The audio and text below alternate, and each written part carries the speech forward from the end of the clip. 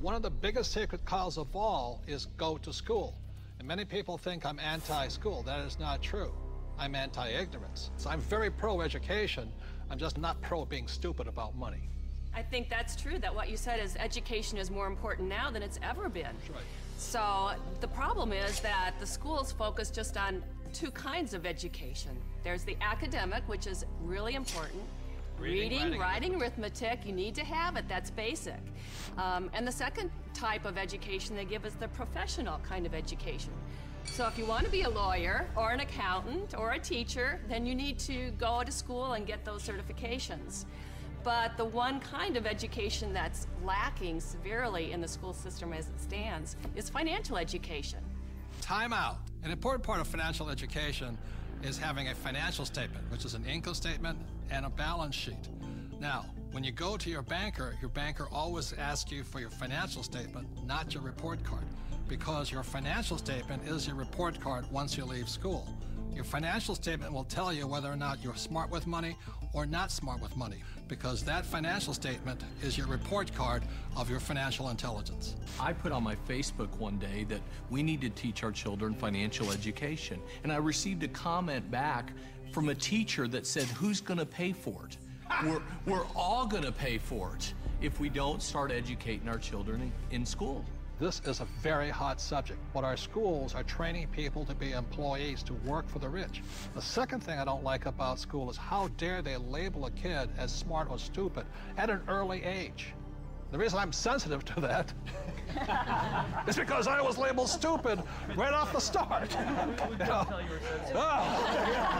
And it wasn't that I was stupid. I was bored and I was not interested, and it was none of the subjects I wanted, and nobody could tell me how I was going to use calculus. I kept asking my teacher, how am I going to use calculus? And they couldn't tell me. Are they training to be an employee, or are they training to be street smarts? See, my poor dad was school smart, my rich dad was street smarts, and I'd rather be street smart today.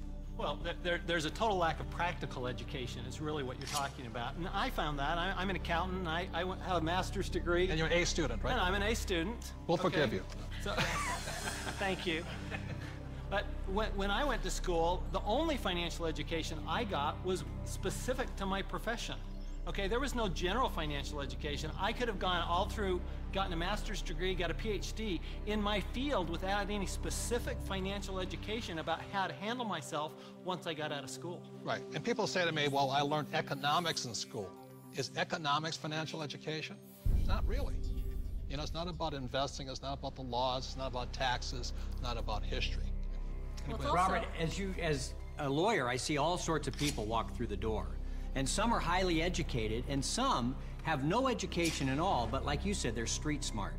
And the first time I saw this type of client, I thought, wow, he's doing pretty well. He didn't go to college, but he's got all this real estate.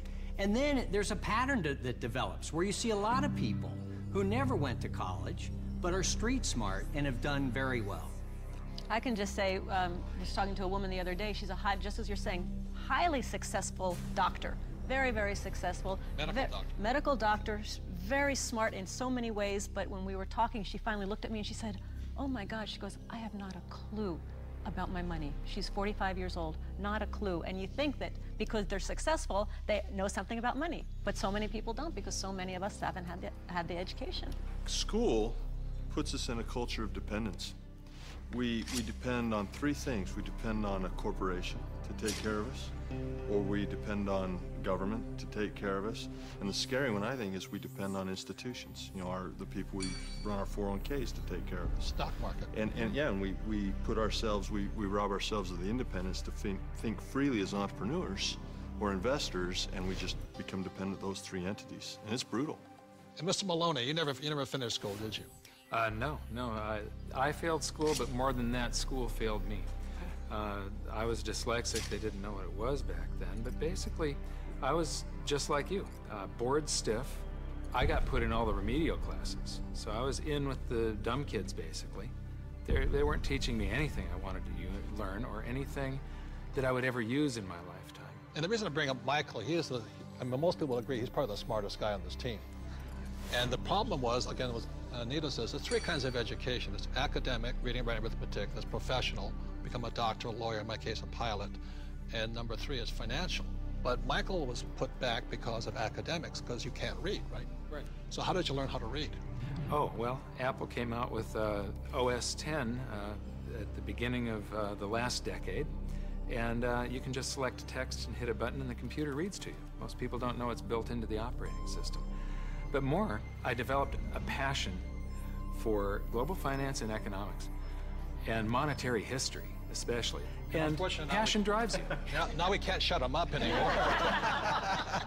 So I'm gonna blame Apple for that. School is a solo game. I didn't do well in school. I did very well in sports. And in sports, you learn to compete. You learn to deal with pressure, teams, goals. And school is more so individually. I'm competing against everybody, and teamwork is cheating in school. Some of us cheated better than others. And I'll just say last thing about school and money, which is a sacred cow. One of the things that really upsets me about schools and money is this.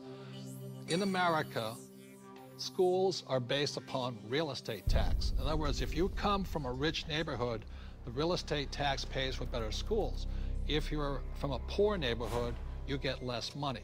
So anytime somebody tells me schooling is about being fair, that is, when I look at the numbers side of it, is if you're poor, you're getting the worst possible education. And to me, that is cruelty. So how does a person learn about money? How does a person increase their financial intelligence?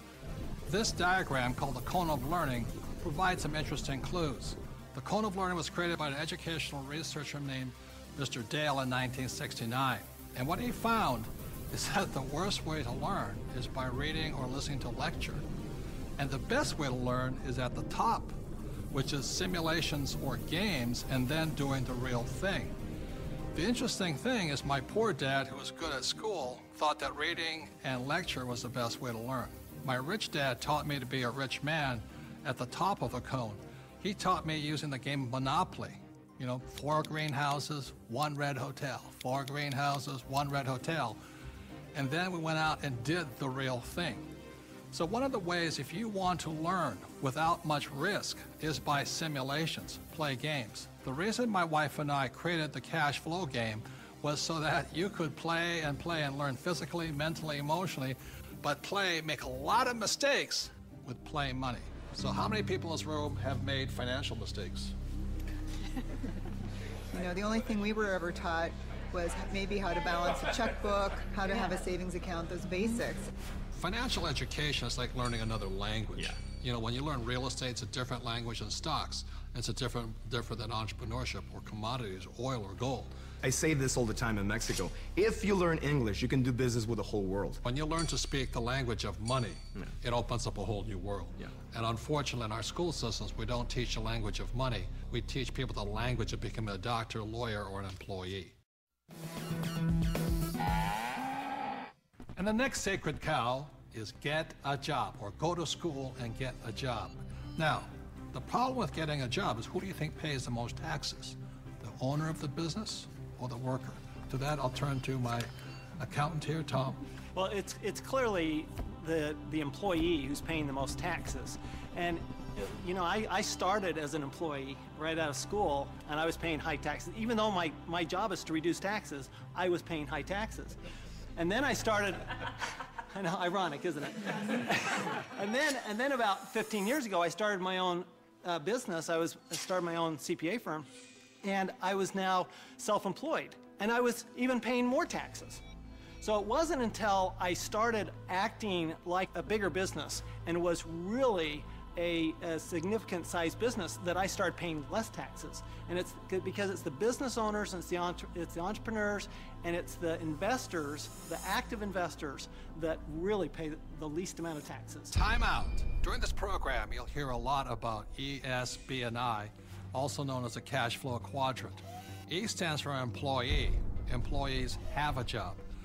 S stands for self-employed small business or specialist, like a doctor or lawyer. These people own a job.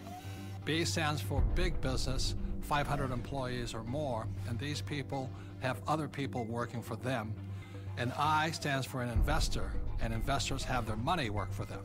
Now, my poor dad always said to me, go to school and get a job, and he wanted to become an employee or a specialist like a doctor or a lawyer. My rich dad said, if you want to be rich, you have to be on the business owner or the I side. And that's the difference between my rich dad and my poor dad.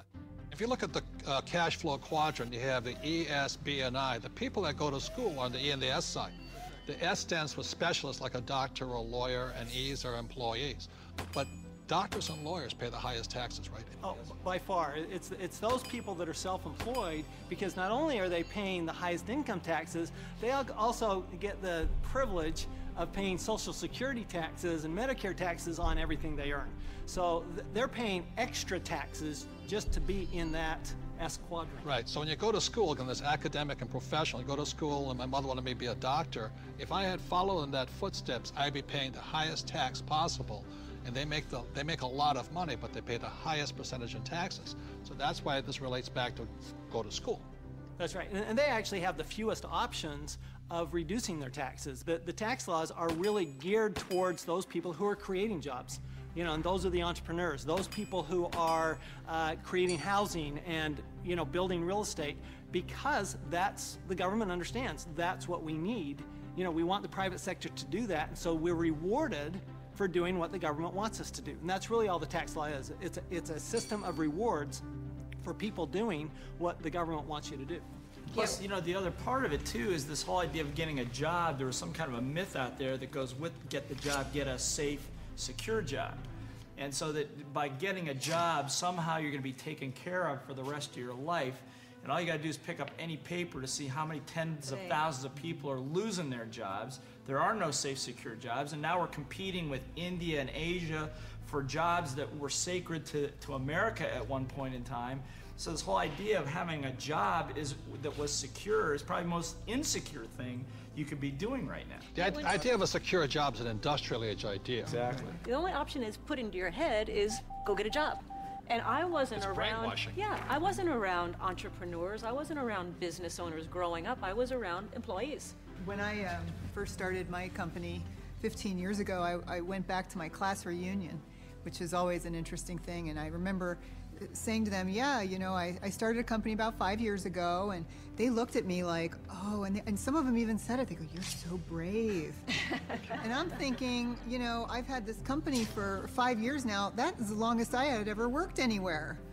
See, without financial education, you have to get a job. What's tragic today with so many people losing their jobs, they go back to school to get another job, but they're now competing with their kids. You know, that's insanity. So we're not saying jobs are bad. We're just saying as entrepreneurs, our job is to create jobs. The government doesn't really create jobs. They need more entrepreneurs. I didn't even know there was another option growing up. I didn't know there was another option. I didn't know. I thought all you could do was get a job. So again, it's not right or wrong to be an employee, but I'd like to know what my options are. Right, because when you were in school, did they say, go to school, get your diploma so you can become an entrepreneur? No. I mean, you'll never hear that in the school system. No, they said work your way up the ladder, get the bigger paycheck, get a better job, higher pay. But you're right, job is the only option that you'll hear in school as a rule. And job stands for just over broke, you know? Well, to me, the real issue with the job is it's the highest risk profession you can have, because you only have one client. Now, you know, when I started my business 15 years ago, it was after being fired from a job. And what I recognized was that, you know what, I had no control over my life because I had one client. That was my employer. Whereas now I have hundreds and thousands of clients. One client fires me, it's not the end of the world. You know, now my risk has gone down considerably, almost to nothing, where when you have a job, I mean, it's just a high-risk play. Plus, the other thing is you're in complete control. That's the piece that I like. I like being able to, if I lose a client or you're an entrepreneur because nobody would hire you. I'm unemployable, there's no question. But it's nice, like you know, like if you're going to lose some business or you do lose some business, you can go out and generate business and fill that gap. Financial security is more important than job security. Time out. E's and S's get punished for making mistakes, or they lose their job. B's and I's get richer from their mistakes because they learn from their mistakes.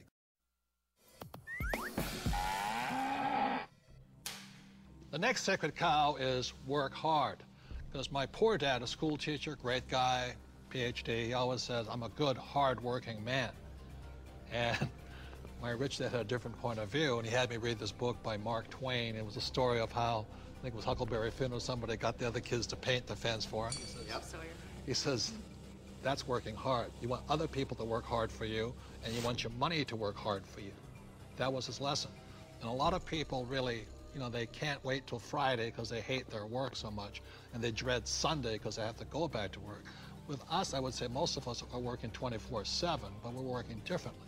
And I love my work. And it's challenging, there's problems and all that stuff, but I love it. So we work hard, but we don't work hard in the normal sense of working hard.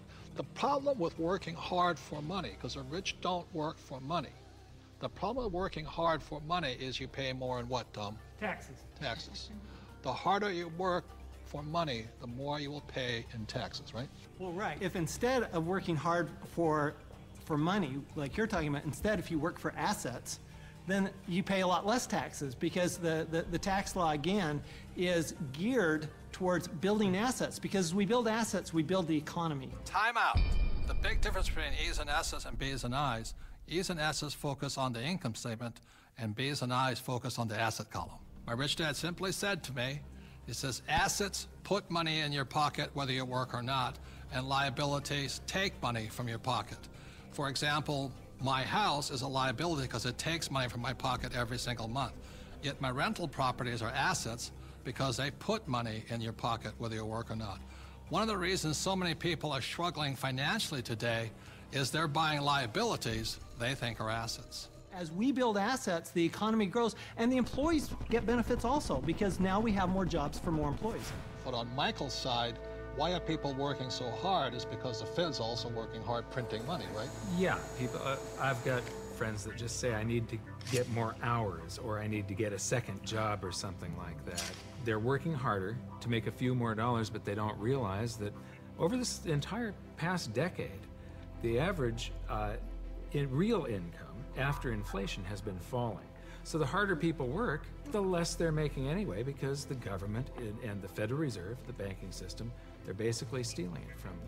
Can we bring in the bags of coins right now? Thank you. I'm not going to hold that. I'll give you an example. In the year 2000, one gold coin cost $300. So this is $300 in U.S. quarters. Today, in 2010, that same gold coin, it takes $1,100 to buy the same coin. So the reason people have to work so hard to keep paying money is because the value of your dollars are going down. So the insanity of going to get another job, pay more taxes, and work harder, when how many dollars did the Fed print in 2009?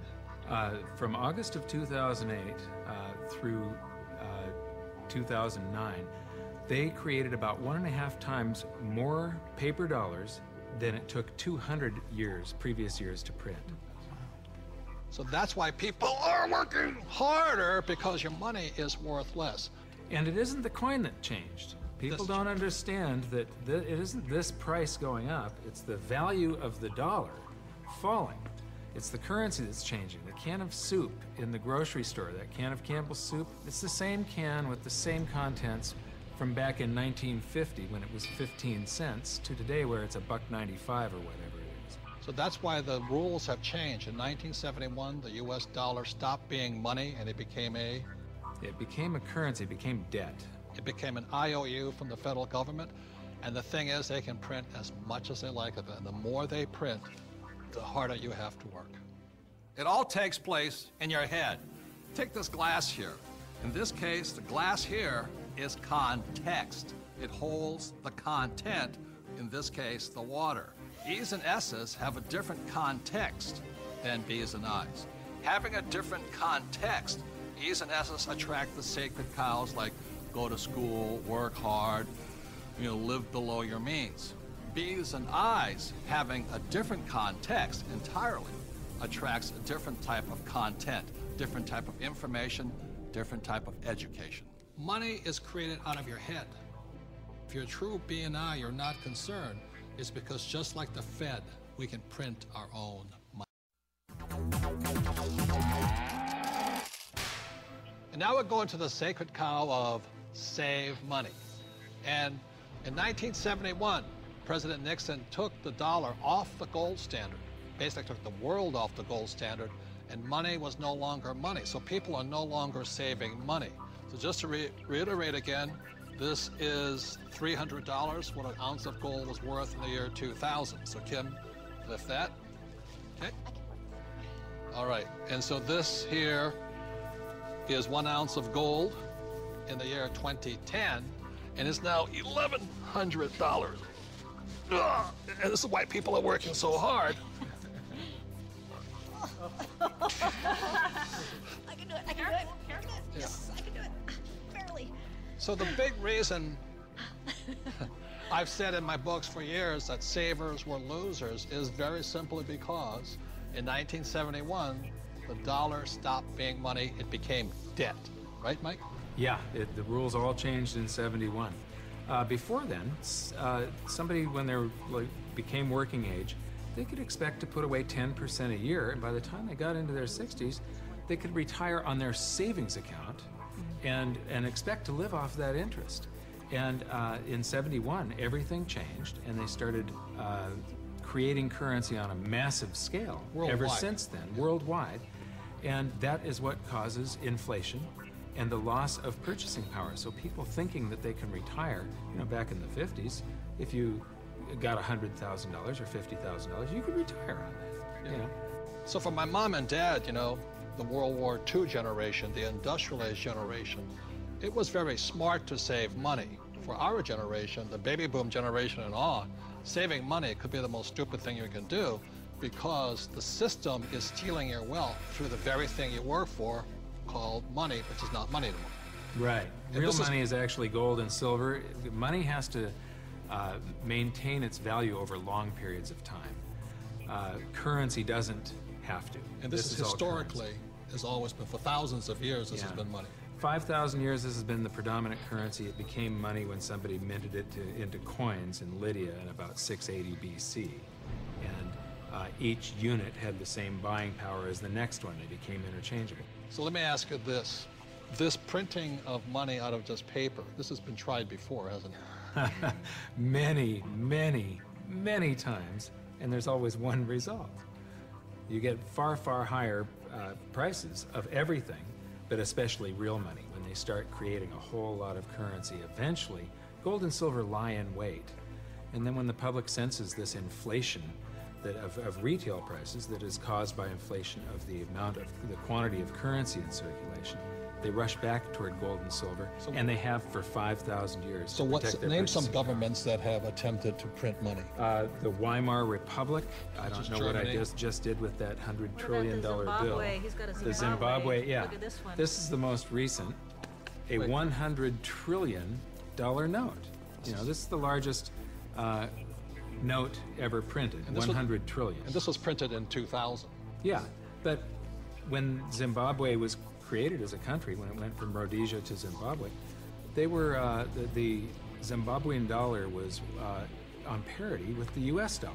$1 US was the same as a Zimbabwe dollar. This doesn't buy anything today. It doesn't buy a cup of coffee. Doesn't even buy a cup of coffee? No. In fact, they have ruined it by putting ink on it. You can't write you can't write a list, so it would have been more valuable at this point if it was blank. Right. See, the Greeks did the same thing when they started clipping coins. They just take the silver off of it. The Romans tried it, the English tried it, the Germans tried it, the Chinese tried it, and now the US is trying it. Yep. And so that's why saving money is probably the biggest mistake you could make right now, because today money is no longer money. It's now debt. I can vouch for that because my leg is now numb. So all currencies throughout the world are in trouble, the same way this Zimbabwe dollar is in trouble. And that's the problem with saving money. After 1971, it was no longer money.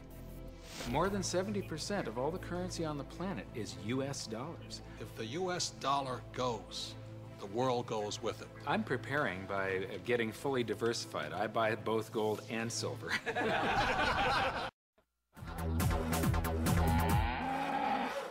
It's no secret that the California housing bubble has popped with hardships spread wide.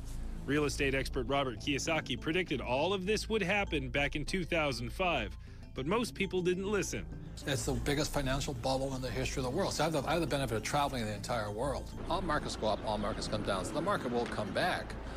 But right now, it's going to be a sled ride down. It might be down for a long time, simply because it's going to take more of a down payment because nobody trusts anybody anymore.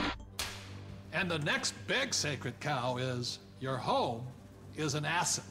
See, in 1997, I wrote in Rich Dad, Poor Dad, your house is not an asset. And at that point, every realtor stopped sending me Christmas cards. Because your home is not your asset. Your home is actually your bank's asset if you could read a financial statement. So, Kenny, you own lots of real estate? Yes. Is your home an asset?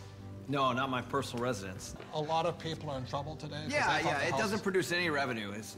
You know, I pay the bank every month. It's the bank's asset. Yeah, and what everybody's telling me, I want my house has appreciated in value. Again, that's capital gains versus cash flow.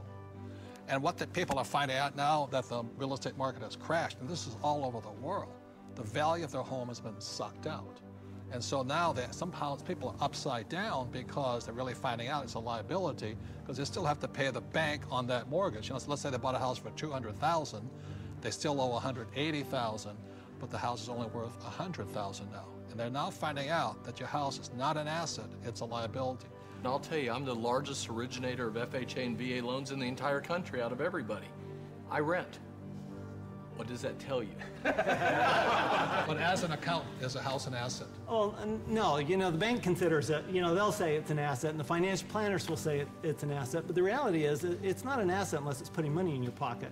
And a house just drains money from your pocket. And the thing that one of my little pet peeves is that people say, well, if you own a house, though, you get a deduction for the interest. Yes, but it's money out of your pocket, and the best you can get is 40 cents on the dollar. Okay, so you're given $1 and you get 40 cents back. You're still out 60 cents. It's not difficult math. Your home is shelter. It's a place to raise a family, but it's not an asset that you're ever going to make money on. It's not a financial asset. No, you might make money in an uptrending market, but today the market's trending down. And that's why in 1997, what I said in Rich Dad, Poor Dad, your house is not an asset, was heresy.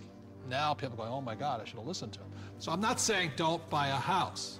I'm saying just don't be financially ignorant and call your house an asset if it's taking money out of your pocket. Because Kim and I own 2 houses, one here in Arizona and one beautiful beach house in Hawaii, and they're our biggest liabilities. People did think, especially in the high times, you know, when the markets were high, they did think their house was an asset. And people, even if they had their mortgage paid off, they were borrowing against their house and putting it into the stock market or wherever they were putting it. So not only were they getting crazy mortgages, but they were taking money out against their house in second, third mortgages. Well, and they were doing it for things like vacations and boats and cars and other things like this. And the reality is the reason they were doing that is because they got to deduct the interest off their taxes. And so they thought that, well, this is okay because I get a deduction. But just because you get a deduction doesn't make it a good thing to do. Well, one of the big mistakes people make is over-improving their house. You know, they put in a $50,000 swimming pool and it brings them $20,000 worth of value. Well, the way I look at it is you just bought a $30,000 babysitter. 50% of the mortgages in Reno are underwater, meaning that the mortgage is greater than the value of the property. All right, and this affects the whole community because people aren't able to sell their homes and move to a place where they can get a better job. The neighbors aren't going to sell their house because values are so far down. So this has affected entire communities. And again, we've heard people say that your home is an asset. Well, we're talking here about financial education, and this is one of the biggest financial lessons that our country has had to learn, a very hard way, that your home is not an asset. This has happened before, and what's going to happen is new laws will come in, new credit will be loosened again here years from now, and the prices will come up again, and people will do it again. It's about a 20-year cycle as in anything. The point here is this is the best time to be buying real estate. If you are a first-time home buyer, this is your best time. Just don't call it an asset. You know, this is the best time to getting back in the market. And that's why it takes financial education. The reason I'm in real estate is for one reason. It's debt. It is one of the easiest assets to get debt on is real estate. But if you're going to use debt, you've got to be highly financially intelligent. Otherwise, if you're not intelligent, just keep calling your house an asset. We're talking a lot about assets, And there are 4 primary asset classes. One is business. As an entrepreneur, you own a business. Number 2 is real estate. And we love rental properties that cash flow, real estate that puts money in our pocket every single month. Number 3 are paper assets, stocks, bonds, mutual funds, savings. Most E's and S's are in paper assets today. And number 4 are commodities, gold, silver, precious metals, oil and gas. For Robert and I, we're in business. We're in real estate. We own hundreds of properties in real estate. We have paper assets and we have commodities. So for us, when we talk about diversification, we're in all 4 asset classes.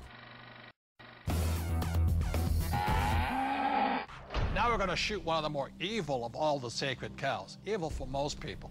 Get out of debt. A lot of people are saying, cut up your credit cards. I think that's really ridiculous because a credit card is not the problem. In fact, I love my credit cards. I don't know how anybody could get along today without a credit card.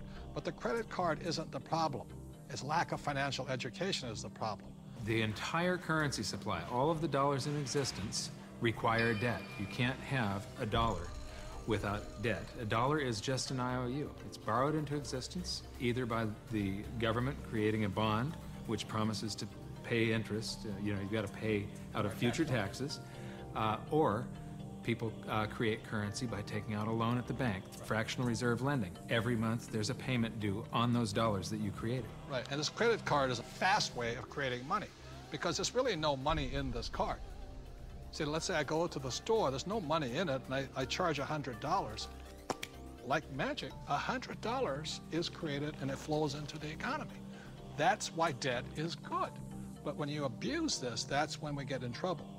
So I think, Mr. Rodney here, you see the horror stories of bad debt, don't you? Yeah, I've seen people walk into my office that make $150,000 a year, but they have $250,000 in credit card debt. Let's face it, we live in a credit society and you do have to have credit. And we have to learn how to survive and thrive in our credit economy that we are.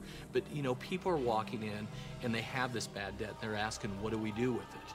Well, number one, you try to pay off the bad debt so you can invest in good debt, which would be real estate. And we love debt, don't we? Yeah, we have a lot of debt. Our real estate that we own is all basically financed with our tenants. So that's what I consider to be good debt. So when we get real estate, we get proper leverage, and it's paid by all the residents that live in all of our projects. Well, and it's not just real estate. Business is the same way. I mean, we have good debt in business as well, so that the business is paying. We have debt in our business. That's how we grow, and it's the cash flow from the business that's able to pay the debt, and the debt creates more cash flow. Time out. Capital gains versus cash flow.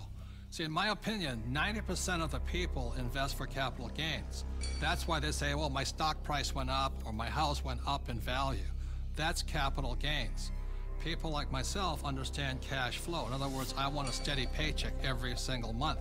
For example, my apartment house, every month it puts cash flow in my pocket. So if you want to be rich, you have to know the difference between capital gains and cash flow.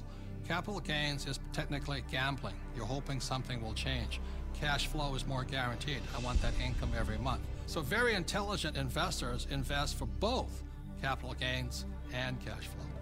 People say, I like real estate. I don't really like real estate. I just love debt because it's so easy to get a loan on real estate, right? Well, here, I like the analogy that you use sometimes. Say if you put $1 million of cash into a mutual fund, you get whatever you get paid. But if you put $1 million of it in a down payment, for some kind of a commercial project like we have, you actually buy a $5 million project. Right. So you're actually getting a $5 million asset with $1 million versus $1 million of mutual funds, and so the value you're creating on that real estate is on the $5 million, not the $1 million. Well, by using banks' leverage. And the tax benefits that you get on the real estate isn't on the $1 million either. It's on the $5 million. So you not only increased leverage on your cash flow and on your growth in your asset, but you've also increased your leverage on your taxes. Well, here's what we're doing. We get these loans, the tenants are paying them off. That's the point. You know, like, so, you know, oftentimes people don't look at that. And they're paying it off with after-tax dollars. Yeah, they're moving into our places, they're paying our rent, we're taking that rent, and we're paying our mortgages, and our mortgages are getting paid down to zero. Wait a minute. Ken's talking about these million-dollar deals. Let me tell you how I started. I'm somebody that knew absolutely nothing about money or financing or investing, and I began investing with a little 2-bedroom, 1-bath house, and this was back in 1989. The house cost me $45,000. I had to put down $5,000, of which I didn't have, and I had a mortgage or good debt of $40,000. And the reason it was good debt is because every month I would collect the rent, I would pay the expenses, I would pay my mortgage payment, and at the end of the month, I had a positive cash flow of $25. Now, it wasn't a lot, but it was a start. And from there, I learned, and I did my next investment and my next investment. So it was good debt because that debt put money in my pocket every single month. Just if people understood that there is such a thing as good debt, because I don't know how many people I talk to, but when I talk about debt, oh man, debt is the dirtiest word in the world. That's the 4-letter word, debt. Because they're not educated, no, that's why. And people are raised, and I was raised to get out of debt. You see, this is the thing. You go to a bank, and the banker will sell you mutual funds. But ask them if they will loan you money to buy those mutual funds. The answer is no. But if we go in and we say, we want to buy real estate, oh, how much do you want? It's because there's collateral. Yes. They actually have something physical. That's it. Yeah, they'll sell you mutual funds, but they won't lend you money on mutual funds. That should tell you something. That should be a quick indicator. Dear God, what are you trying to tell me? You know, and the other part about it is, too, is that borrowed money for real estate, is that after tax, pre-tax, or no tax? It's no tax. Anytime you're borrowing money, there's no tax on that money. You can use that cash. It's not taxable at all. So if somebody wants to borrow $1 million or save $1 million, it'll probably take them $2 million to save the million because tax is going to take 50% of it. Right. But I just go straight in and borrow $1 million, which they give us. It's great money. I love my banker. I'm not saying bankers are bad. They're fabulous because they give us the money. All they want is their interest. We keep all the appreciation, depreciation, amortization. We keep all of it. They're the best partners of all. So I'm not anti-bank and I'm not anti-debt. I'm anti-lack of financial education because there's good debt and there's bad debt. Your rich dad was a tough, tough, tough mentor. But, you know, I think some of the greatest mentors are tough because a really great mentor will push you to go beyond where you think you can go. And that's some of my best mentors. That's what they've done for me. Yeah, and I didn't always listen to my rich dad. I still remember I did the real estate course, you know, and I went running out in Honolulu, and I found this condo, and it was for $64,000, and it didn't cash flow. So I went to see my rich dad, and I said, but it's going to go up in value. In other words, capital gains. He says, never buy anything that goes up. It must cash flow. And I said, no, it's going to go up. And we argued and argued and argued. And this is what he said to me. He says, if you start investing for capital gains, someday you will lose big time. So that I let that condo go. I didn't pay $64,000. Today it's probably worth $300,000, but I learned a lesson from my coach, my rich dad. If I had gotten into the habit of buying for capital gains, either the price of stocks going up or real estate going up, I might have been wiped out in this crisis. So that's why a coach and a mentor keeps you onto your plan. And helps you create and develop very, very good financial habits. Because if you have poor financial habits, as you're in your personal life, you're going to take those into your investment life. So one of the most important things is they will help you develop great financial habits. Because when markets go up, greed sets in, and greed makes people stupid. And now, for our next sacred cow, one of our favorite ones, live below your means. How many of you here do not like living below your means? No. That's no fun. It kills people's spirits. And why would you want to live below your means? But many people have to, unfortunately, because the Fed is printing so much money that taxes and inflation go up, which means people are forced to live below their means. So anybody make comments on living below your means? Well, if you're on a paycheck, you have that one income coming in, and if you're just one person, you've only got 24 hours in a day to work. So there is a limit to how much you can work to get those paychecks coming in. So In that situation, you are forced to live below your means. Well, and the key here is to raise your means. I mean, that's the idea. It's not that we want to, you know, be in terrible credit card debt or something like that. Instead, let's raise our means, and so that we can live the way we want to live instead of living at this poverty level. So why is it that whenever somebody looks at, some advisor looks at if you want to handle your finances, the first thing they look at is how do you cut expenses? What does a financial planner tell you? The first thing they ask you is, what do you need to live on when you retire? They never ask you, what do you want? Time out. Robert and I definitely do not believe in living below our means. When we met in 1984, we had nothing. But every year we would get together at New Year's and we would set our goals, you know, health goals and this goals. But we also had asset goals, you know, what goals were we going to add every single year. So that's why it took us only about 10 years from 1984 to 1994 to become financially free. Because we just kept adding assets every year. And we continue to do the same thing today, you know, simply because it's fun. It's exciting. It is. One of the best kept secrets. Getting rich is fun. It is fun. That's a lot of fun. And you know, if we want to buy a luxury, if we want to buy a new car, we first buy an asset. So we buy the asset, and the cash flow from the asset pays for the payment for the car. Yes. So that it's again, never living below your means, it's expanding your means through acquiring assets that give you cash flow that gives us all those good things in life. The point here is this, there's assets and liabilities. The way you increase your means is acquire more assets, not houses, not cars, but assets. So the reason so many people struggle financially is they have no financial education. They may be a good doctor, a lawyer, accountant, or rock star, but if they don't know the difference between assets and liabilities and they keep buying liabilities instead of assets, they have to keep living below their means. And not even if you're single or not, if you're on a fixed income, if you're an E and an S, your income is limited. Look, there's 4 major expenses that keep E's and S's poor. Number 1 is tax, and taxes are going to go up because the Fed is printing so much money all over the world. 2 is debt. People leave college with tons of debt, credit card debt to make ends meet, and then their house because they think it's an asset. 3 is inflation. Inflation goes up because as taxes go up and prices go up, then inflation goes up. And 4th is retirement. You must put something away for the day you stop working. So those are the 4 main reasons E's and S's, a general rule, have to live below their means.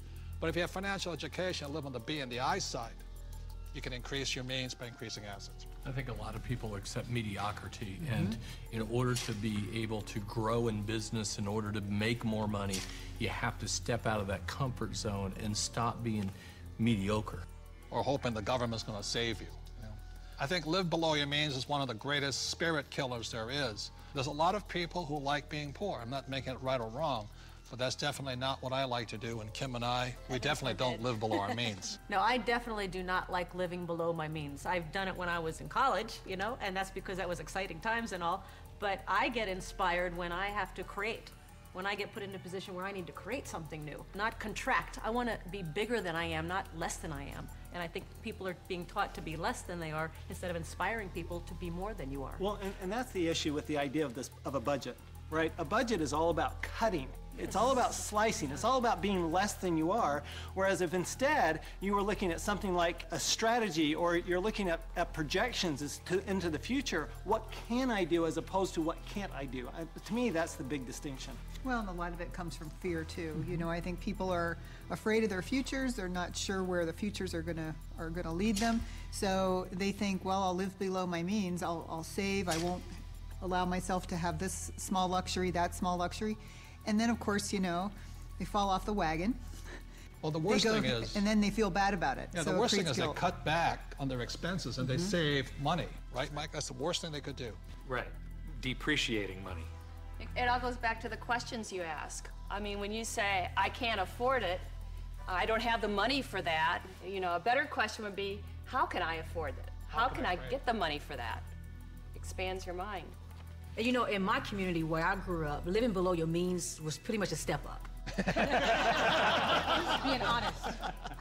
We didn't have any means, and we didn't live, and we didn't know how to live. It was basically survival. And some of the ways we created those means were, of course, by legal definition, illegal. But you know, that was the way we survived, and that was the way we got by. So now, living below your means is something is completely opposite to abundant living, which is what I believe, in my faith, is abundant living. The opposite of that, to me, is not the way that God intended for us to live. So that's why I think it's absolutely criminal our school system does not teach us much about money. And what they do teach us, they tell you put your money in the bank, which means you lose more money, and they talk to a financial planner who puts you in mutual funds. That is not financial education. That is educating people to give more money to the rich. That will also cause you to have to live below your means. Yes. That's right. That's what they're training you to do. Well, and while you're at it, you're going to be paying more and more taxes because you get no tax benefit for living below your means. And that's the problem is they say to a child, go to school and get a job or become a doctor and lawyer. You will pay more than your fair share of taxes, and then you too will have to live below your means. If you're playing defense instead of offense, you're just hiding and trying to play it safe and saving money, and you never manifest. You cannot be who you're supposed to be. I say it's time to get financially educated and take care of yourself. After 1974, the rules of retirement changed, and suddenly it forced E's and S's into the I quadrant with no financial education, and they started to put their money into these retirement plans. And suddenly, voila, a whole new industry was born called financial planners. And today, it takes 30 days to become a financial planner. It still takes a year and a half to become a massage therapist. You know what I mean? What do you think of mutual funds? I think they're a great way to make money if you sell them to other people. Well, I think it's one of the worst places a person could put money. They really do. They make other people rich. You know, hidden fees, expense ratios, and you talk about the law of compound interest. Well, there's the law of compound expenses. Okay, so let me ask you this. If I say to you, invest for the long term, you know what I mean, for 30, 40 years, what do you think about that in a paper asset? You've lost control that quick. Liquidity is what paper assets are about. Your ability to sell and buy without negotiation problems. And so the moment you say, I'm going to buy this, I'm going to hold Enron, I'm going to hold WorldCom, and I'm going to hold, you know, GM, and I'm going to hold United Airlines, and well, you can just go on and on. How about Pan Am? Yeah, but the moment you decide to hold that, what control do you have? None. You know, yeah, in real estate, you can force depreciation, paint it, carpet. You can't do that with paper. Right. Your only control is to sell. If you hold it forever, you're rolling the dice and saying, I hope it works out. Right. There's a lot of people say, you know, stocks are the best way to go and don't get into real estate. You know, a lot of these financial advisors. But the stocks are good for people who are not business people. You see, as entrepreneurs and real estate people, when you look at a financial statement, I personally am responsible for income, expenses, assets, liabilities. But as an investor, even in Microsoft, I have no control over income, expense, assets, and liabilities. Is that All correct? you can do is sell or hedge. That's all you can do. Well, that's right. And what makes it worse is that you take those paper assets that you don't have control over because you're investing long term, and then you put them into our 401k, so you have even less control, because once they're in that 401k, you can't take them out. You really can't do anything with them. You're penalized for early withdrawal. You're penalized for pulling them out. And then, on top of that, you don't even get the one tax benefit you get with paper assets is capital gains. And you put it into a 401k, you've lost that benefit. On top of that, when you pull it out, there's 3 types of taxes: earned income, portfolio income, and capital gains or passive income. And savings and mutual funds, what are they taxed at? Well, when you pull them out, when it's going through a 401k, they're all taxed at that highest ordinary income rate. It's the worst thing you could possibly do if you plan to be rich. But if you plan to be poor, it's a pretty good plan. Robert, I've seen you take heat in the press by this, where you say they're risky. And I'll tell you where I think the risk is. When you sit down and they say, we're going to diversify you. You know, that way if one company goes down, you got all these other companies to buoy you up. And that's fine for a non-systematic type thing, but a system-wide problem, it does not protect us if the system breaks down. Because it's not diversification. Yeah, it's more fragile now than I think it ever has before. And I think these people saying, well, I'm well diversified. They're not well diversified. You diversify across asset classes, not just in bunches of stocks, in my opinion anyway. So the problem here with diversification, it doesn't protect you from a crash. Right. And it's not diversification anyway, and Warren Buffett, the world's greatest investor, reportedly, says diversification is something like it's protection from ignorance. Right. But it's ignorance from both the person selling you the plan as well as you who invest in the plan. But this is the biggest thing that really bugs me. When Kenny and I buy real estate, we always buy insurance, don't we? Yeah. And then when we drive a car, we have insurance, right? Is there insurance for mutual funds? Well, not for the average person. No, I mean, is there insurance on your 401k that what you put in will be there when you retire? And which is more likely to burn down in the next 5 years, your home or your 401k? And I'll say it again, we all drive cars with insurance, hopefully. We have houses with insurance. When we buy real estate, we have insurance. Our companies have insurance. But the 401k, all these retirement plans, there's no insurance on them. So if it crashes, they lose everything, and the mutual fund companies walk away with the money. And that's a higher level of education, because most people don't know how to hedge that. Nope. They don't know how. I mean, it's possible, but if you that's what interview you the teach. average person, yeah, that's what we teach. That's what our advanced courses teach, is how to play But the average game. person, I liked what your comment said. If you poll the average person, you say, tell me the difference. This is a very basic question. What is the difference between a defined benefit pension plan and a contribution plan? Most of the people I talk to do not know that difference, and that is not a minor thing. That is a major deal. Time out. This is a very important point. You see, in 1974, the rules of retirement changed. Prior to 1974, most people, like my parents, had a defined benefit pension plan. What that meant was that they received a paycheck for life.